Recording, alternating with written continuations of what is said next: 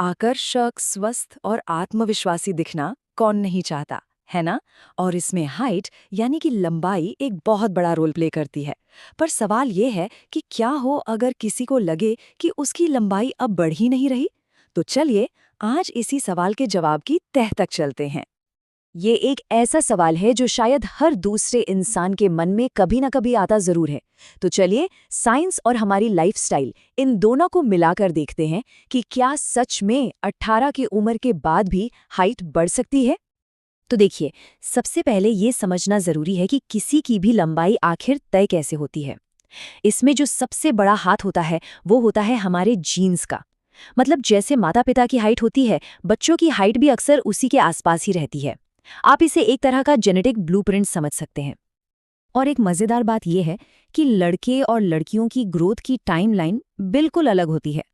लड़कियों में हाइट बढ़ने का प्रोसेस लड़कों से पहले शुरू होता है और आमतौर पर 14 से 16 साल की उम्र तक रुक भी जाता है, जबकि लड़कों में ये सिलसिला थोड़ा लंबा खिंचता है, कभी-कभी 18 से 21 साल की उम्र तक भी। तो सवाल उठता है कि ये ग्रोथ आखिर रुकती कैसे है। इसका सारा राज हमारी लंबी हड्डियों के सिरों पर मौजूद ग्रोथ प्लेट्स में छिपा है। इन्हें आप एक तरह का ग्रोथ जोन मान सकते हैं, जो एक नरम कार्टिलेज से बना होता है। जब तक ये नरम है, ये नई हड्डियां बनाता रहता है और हमारी हड्डियां लंबी होती जाती हैं। लेकिन एक उम्र के बाद ये जोन सख्त होकर बंद हो जाते हैं और बस वहीं पर हाइट का बढ़ना रुक जाता है। तो यहाँ सबसे जरूरी बात जो समझने वाली है वो ये है कि हमारे जीन्स सिर्फ एक दायरा तय करते हैं, एक लिमिट सेट करते हैं, लेकिन वो मंजिल नहीं है। कोई अपनी पूरी जेनेटिक क्षमता तक पहुंचेगा या नहीं, ये काफी हद तक सही न्यूट्रिशन, एक्सरसाइज और हमारी रोज की आदतों पर डिपेंड करता है। और बस यहीं से एंट्री होती है न्यूट्रिशन यानी पोषण की। सोचिए, सही खानपान शरीर की ग्रोथ का फ्यूल है, उसका ईंधन है। बचपन से जो बैलेंस डाइट मिलती है ना, वही ये तय करती है कि शरीर अपनी ग्रोथ की पूरी क्षमता का इस्तेमाल कर पाएगा या नहीं।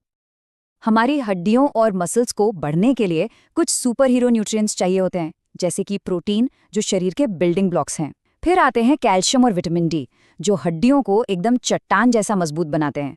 और इनके साथ साथ जिंक, मैग्नीशियम और आयरन जैसे मिनरल्स भी हैं, जो पूरी ग्रोथ की प्रक्रिया को स्मूथली चलाते हैं। तो देखा जाए तो हमारे सामने एक बहुत ही सीधा सा ऑप्शन है। एक तरफ दूध, दही, अंडे और हरी सब्जियों जैसे पौष्टिक फूड्स हैं, जो ग्रोथ के दोस्त हैं, उसे सपोर्ट करते हैं। और दूसरी तरफ हैं शक्कर वाली ड्रिंक्स और प्रोसेस्ड फूड्स, जो इसमें रुकावट डाल सकते हैं। चॉइस सिंपल है, लेकिन इसका असर बहुत बड़ा होता है। अच्छा, न्यूट्रिशन की बात तो हो गई। अब आगे बढ़ते हैं और देखते हैं कि एक्सरसाइज इसमें कैसे मदद करती है। पोषण के बाद फिजिकल एक्टिविटी ही दूसरा सबसे जरूरी पिलर है। यहाँ एक बात बिल्कुल साफ साफ समझना जरूरी है। एक बार ग्रोथ प्लेट्स बंद हो गई तो कोई भी एक्सरसाइज हड्डियों को लंबा नहीं कर सकती। लेकिन हाँ, एक बहुत बड़ा लेकिन है। एक्सरसाइज आपके पोस्चर को सुधार सकती है। यह हमारी रीढ़ की हड्डी में जो सिकुड़न आ जाती है ना, उसे कम कर सकती है, जिससे कोई भी अपनी असली हाइट में सीधा और ज्यादा लंबा दिखता है।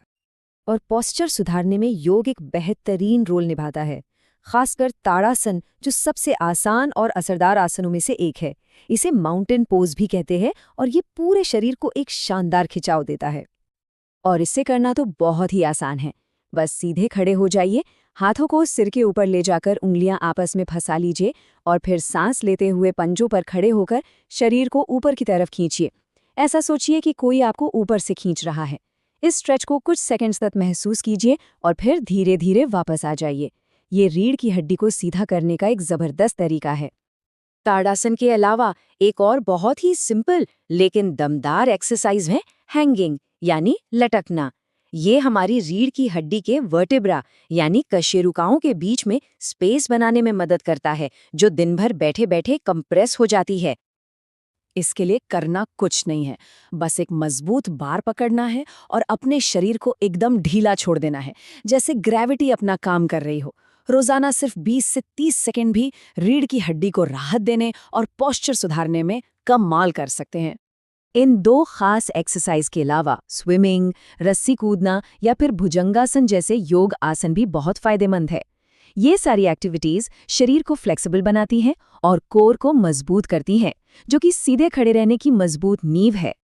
अच्छा, न्यूट्रिशन और एक्सरसाइज के अलावा कुछ ऐसे हिडन फैक्टर्स भी हैं जिन पर हमारा ध्यान अक्सर नहीं जाता, लेकिन सच कहूं तो ये ग्रोथ के लिए उतनी ही ज़रूरी हैं। और ये हैं नींद, पोस्चर और स्ट्रेस। पहला और सबसे ज़रूरी फैक्टर है नींद। जब हम गहरी नींद में होते ना, तब हमारा शरीर एक जादुई ह्यूमन ग्रोथ हार्मोन यानी HGH रिलीज करता है। यही वो मास्टर हार्मोन है जो शरीर की रिपेयरिंग और ग्रोथ का सारा काम संभालता है।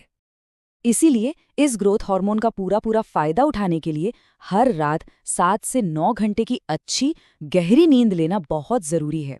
याद रखिए, ये सिर्फ आराम का टाइम नहीं है, बल्कि ये शरीर के लिए काम करने का, मतलब बढ़ने का टाइम है। दूसरा फैक्टर है हमारा पोस्चर। कंधे झुकाकर बैठने या चलने से कोई भी अपनी असल हाइट से छोटा दिख सकता है। वहीं दूसरी तरफ सीधा खड़ा होना और बैठना, ये पोस्चर किसी की भी पर्सनालिटी में तुरंत कुछ इंच जोड़ सकता है। और तीसरा छिपा हुआ दुश्मन है स्ट्रेस। जब कोई लगातार तनाव में रहता है तो शरीर कॉर्टिसोल नाम का एक स्ट्रेस हार्मोन बनाता है। पता है, ये हार्मोन हमारे ग्रोथ हार्मोन का सीधा सीधा विलन है। ये उसके काम में अड़ंगा डालता है, जिससे ग्रोथ पर बहुत बुरा असर पड़ सकता है। और मजे की बात देखिए, स्ट्रेस कम करने की यही बात हमें आयुर्वेदिक परंपराओं में भी मिलती है। वहाँ अश्वगंधा जैसी जड़ी बूटियों का जिक्र है। ऐसा माना जाता है कि ये स्ट्रेस को कम करके ग्रोथ हार्मोन को सपोर्ट करने में मदद कर सकती हैं। तो हमने अब तक जो कुछ भी समझा है, उसका सार क्या है? देखिए, बात सिर्फ सेंटीमीटर या इंच की नहीं है।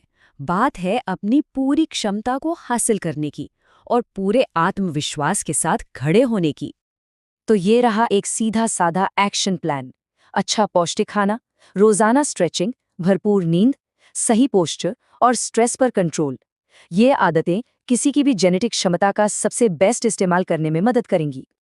और आखिर में बस एक बात याद रखिए, हो सकता है कि किसी की फाइनल हाइट उसके जीन्स में लिखी हो, लेकिन उसकी मौजूदगी, उसकी प्रेजेंस, वो उसके पोस्चर और आत्मविश्वास से लिखी जाती है। तो हमेशा सीधे खड़े रहें।